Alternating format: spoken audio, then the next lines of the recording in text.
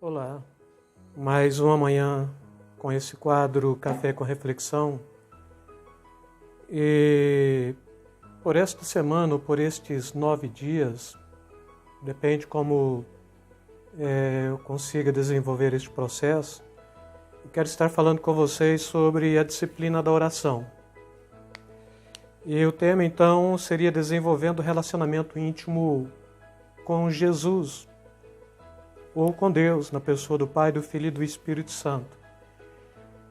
E dentro deste aspecto, eu vou estar abordando a oração, seria em 12 aspectos, mas eu quero trabalhar 9, talvez trabalhe os 12, mas que seria o louvor, descanso, a confissão, a vigilância, a intercessão, as petições, ações de graças, música e o ouvir. Poderia entrar aqui a contemplação, poderia entrar aqui a imprecação, poderia entrar aqui a deprecação e poderia entrar aqui alguns outros aspectos da oração, mas eu quero trabalhar somente estes, porque de alguma forma estes aspectos envolvem toda a estrutura da igreja.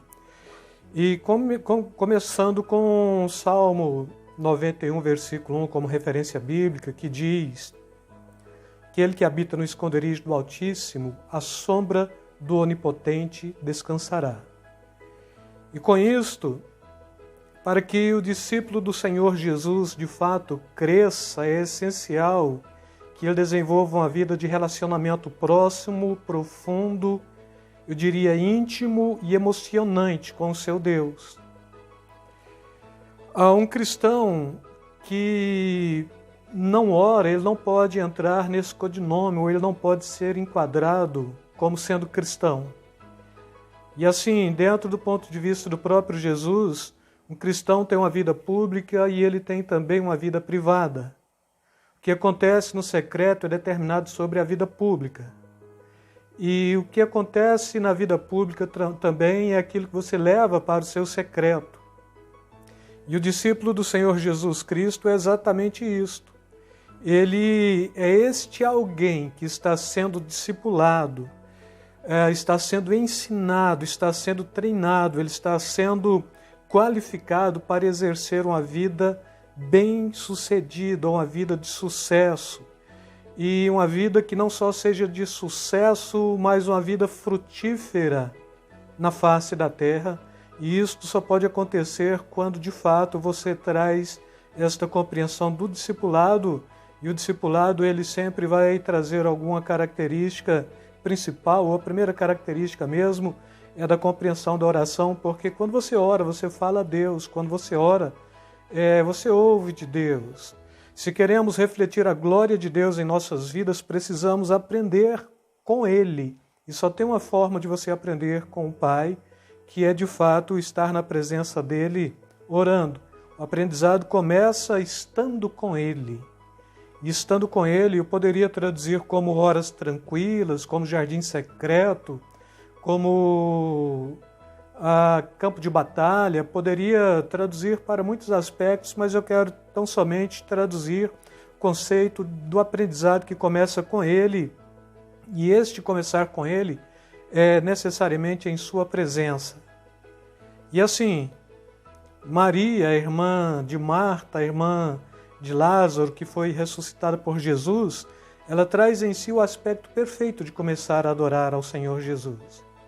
Ela não começa por cima, ela começa por baixo, porque ela compreende que o lugar mais alto que ela podia estar naquele momento seria aos pés do Senhor Jesus. Então a presença do cristão diante de Deus deve ser assim, é aos seus pés. E deve ser de uma forma isolada ou solitária.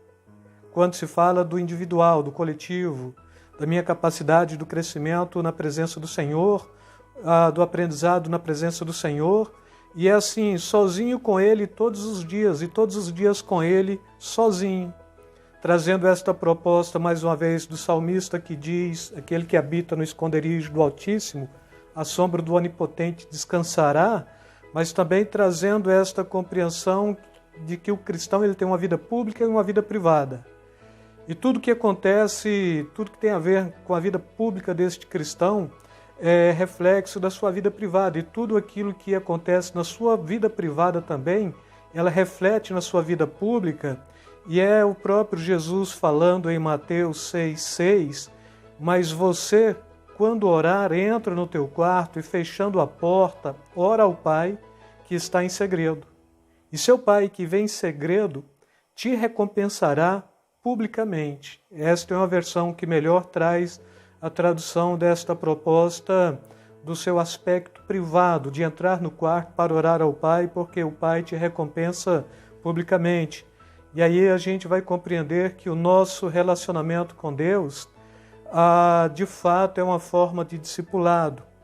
E deve ser este tipo de discipulado que o cristão deve buscar.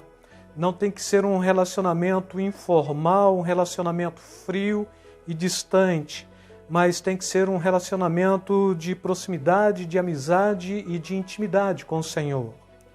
Salmo 25:14 diz: a comunhão íntima do Senhor é com aqueles que o temem.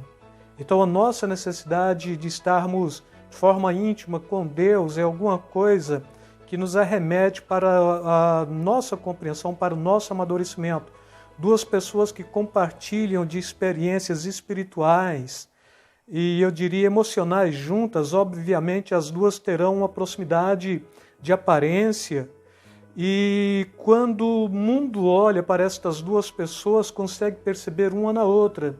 É muito fácil quando o cristão é um cristão de oração, de intercessão, de rogo, de continuidade na presença de Deus, porque todas as vezes que ele se pauta, quando ele se põe na presença de Deus, a glória de Deus está nele, a face de Cristo está nele, a ação e a unção do Espírito Santo está nele. Por consequência, quando o mundo vê, quando o mundo olha, está olhando esta proximidade de aparência, está olhando aquele homem que tem uma aparência próxima com a aparência de Cristo. E isto Paulo chama de a mente de Cristo, porque nós temos a mente de Cristo. Ele escrevendo 1 Coríntios no capítulo 2, logo no capítulo 2, no versículo 16. E para este dia eu quero deixar uns 2 ou 3 pensamentos para vocês, para então a gente entrar nesse processo de adoração mais intenso. Mas J.L. ou J.C. Ryle, um bispo anglicano do século XIX, ele disse em um de seus livros: eu li a vida de muitos eminentes cristãos que estão na terra desde os dias bíblicos. Alguns eram ricos, outros pobres. Alguns foram educados, outros sem educação, ou sem nenhum tipo de educação formal. Alguns eram anglicanos, alguns de outras denominações. Alguns usavam estilo litúrgico, outros não. Mas uma coisa eu vejo, que eles tinham em comum: todos eles eram homens de oração. E ainda E.M. Bounds, ele coloca desta maneira: a oração é o contato de uma alma viva com Deus.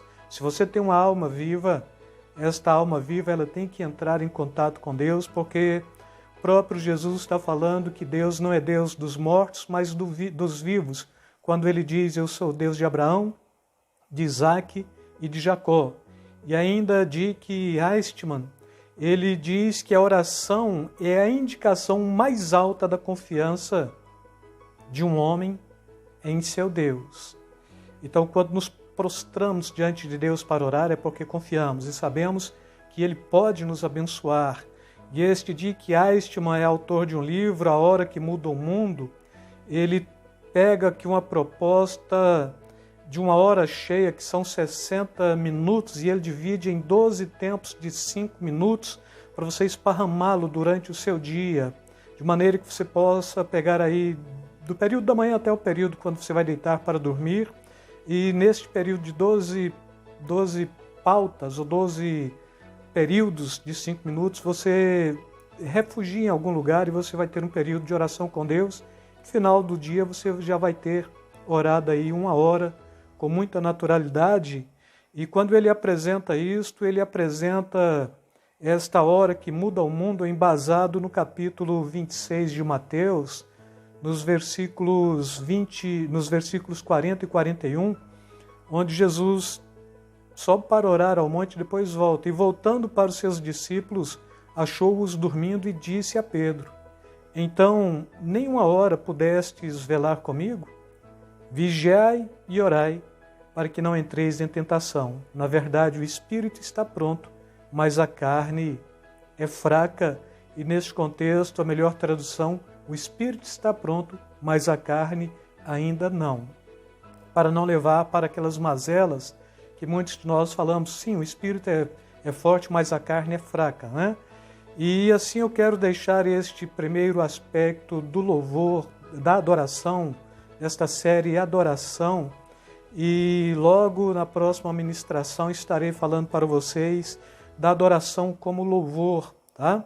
Para entender melhor este tempo que a gente pode passar na presença de Deus com estas 12 variedades, a criatividade é toda sua. Você pode pôr temas em cada 5 minutos e esparramar esta 1 hora durante o dia todo e você nem vai perceber que orou 1 hora com muita naturalidade. Eu quero só deixar esta primeira ministração como uma abertura te chamando para orar. A Bíblia está falando orar em todo o tempo levantando mãos santas. A Bíblia está falando orar sem cessar. E a Bíblia sempre está mandando que as nossas orações têm que ser apresentadas a Deus como deprecações ou intercessão por todos os homens, pelos governantes e assim por diante. Nós ainda estamos vivendo esta pandemia, então nada mais legítimo para um cristão do que descansar em Deus, buscar mesmo neste tempo de pandemia ainda um relacionamento íntimo com Deus, e isso só pode acontecer através da oração, nunca através de outra proposta, sempre através da oração. Que Deus vos abençoe ricamente. Beijo no coração, beijo na alma. Até a próxima, amados.